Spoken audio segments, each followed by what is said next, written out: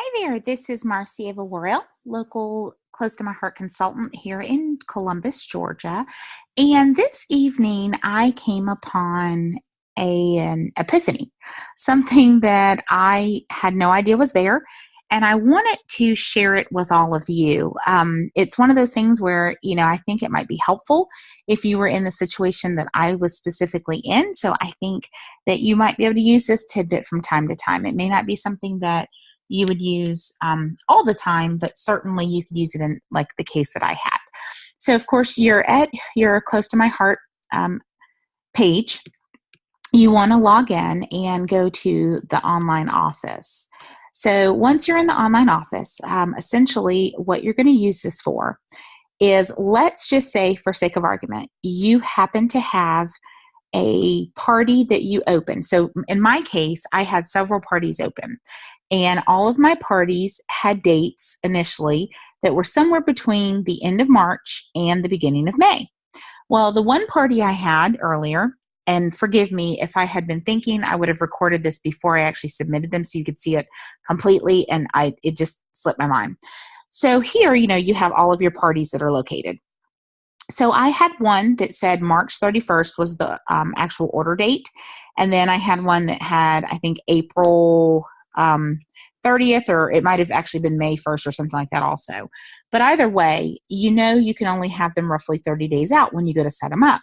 Well, that date, it can't be moved beyond that 30 days. So for instance, what happened with me is it ended March 31st, which meant I could not redeem the hostess rewards for the April new release for the new launch.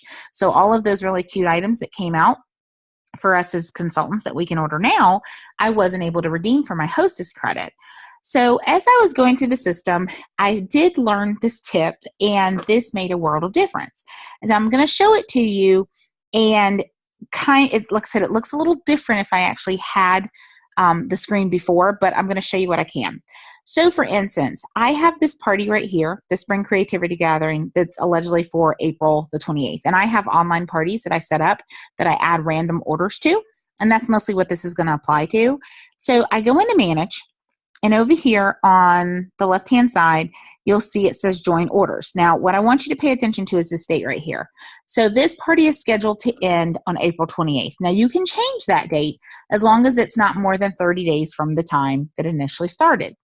So you go to Join Orders, and in my case, I had a party that had about $620 on it that started in March, and it had all the orders listed up here because they were all joined orders. And if you go into your order history, you can see those orders, and you can see next to it which party it's joined to. So all of those orders were listed up here. Below it down here, it said you have no unjoined orders. Now, when you have a bunch of orders up here, there is a little small green button that appears right here to the right that says Remove Orders. And there's a little small green button right here that says Join Orders. Notice that you can use any random orders that are unjoined from March 22nd all the way to May 13th. Now, remember, this particular party is scheduled in the system for April the 28th. So it's sort of in the middle between these two dates. So what I ended up doing is I had, like I said, about $600 worth of a party that I hadn't redeemed my hostess rewards yet. And it was a party that I self-hosted, that I had listed in the system. And then over on that party for the April, I think it was April like the 30th, or it may have been May 1st, I had like $200, I think, or two something and some change, maybe $290, something like that. And I knew that I had orders between the dates that were listed. What I didn't know is that even though you have these orders that are joined to a party, you can unjoin them.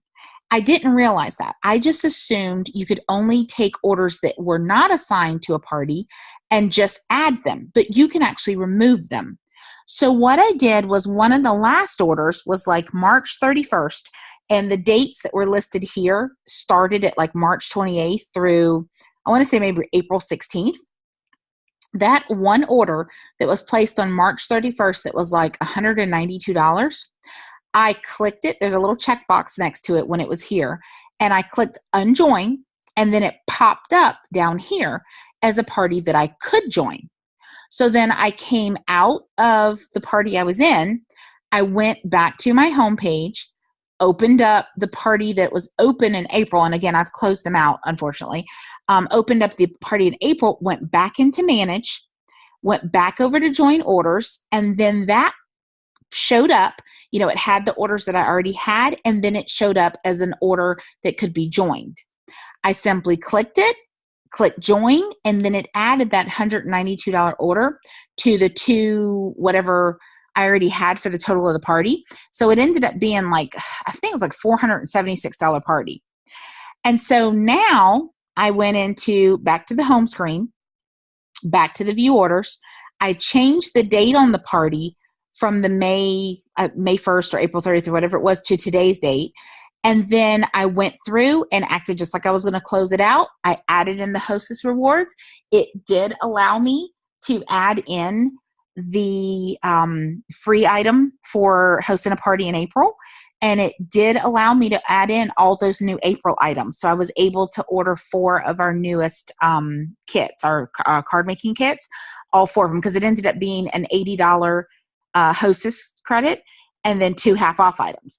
And so the party from March that I removed it from still ended up having, I want to say either $40 or $60 and free items and 1 half off. I can't remember right now. So I was still able to get what I wanted, but it essentially made it where I was able to get more items from the new catalog coming than from the old one, because I already have a lot of that stuff. So yes, I still wasn't able to make it an April party by moving the March one, but I was able to take that order off of March to make the party that was in April larger.